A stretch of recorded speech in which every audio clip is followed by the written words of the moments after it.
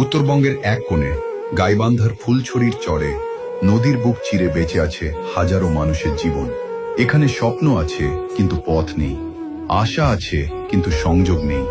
একটা ছোট্ট শিশু ভোরে ঘুম থেকে উঠে বই হাতে স্কুলে যাওয়ার স্বপ্ন দেখে, কিন্তু তার পথটা কাদা আর নদীতে ভরা।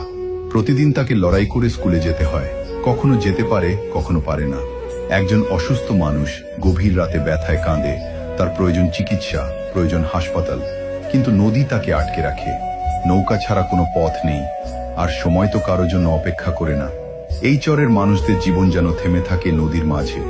ঝড় এলে থেমে যায় যাতায়াত, বন্যা এলে বন্ধ হয়ে যায় সব পথ। কিন্তু একসময় এমন ছিল না।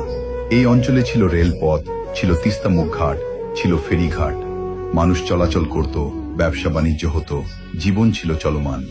আজ সেই রেল লাইন পড়ে আছে পরিত্যক্ত, ঘাটগুলো হারিয়ে গেছে সময়ের সাথে। উন্নয়ন থেমে গেছে, কিন্তু মানুষের স্বপ্ন থেমে নেই। আজ উত্তরবঙ্গের একজন মানুষ ঢাকায় যেতে চায়, তাকে ঘুরে কষ্ট করে অনেক সময় নিয়ে যেতে হয়। কিন্তু যদি ফুলছড়ি তিস্তামুখী থেকে বাহাদুরাবাদ পর্যন্ত একটি সেতু হয়, তাহলে এই দূরত্ব কমে যাবে, সময় ব্যবধান ভেঙে যাবে, উত্তরবঙ্গ যুক্ত হবে দেশের মূল প্রবাহের সাথে। এই সেতু শুধু একটি কাঠামো না, এটা হবে শিক্ষা পৌঁছানোর পথ, চিকিৎসা পাওয়ার সুযোগ, কর্মসংস্থানের নতুন দরজা। চরের প্রতিটা মানুষের জীবনে আসবে পরিবর্তন। একটা সেতুই বদলে দিতে পারে হাজারো জীবন। তাই আজ এই চরের মানুষ একসাথে দাঁড়িয়ে বলছে, এটা শুধু একটা দাবি না, এটা আমাদের বাঁচার অধিকার।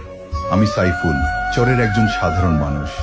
আজ আমি আমার কণ্ঠে বলছি, এই কষ্টের গল্প শুধু আমার না, এটা হাজার মানুষের গল্প। এটা শুধু একটা দাবি না, এটা আমাদের বাঁচার অধিকার। ফুলছড়ি তিস্তামুখী টু বাহাদুরাবাদ, আমরা সেতু চাই, আমরা উন্নয়ন চাই।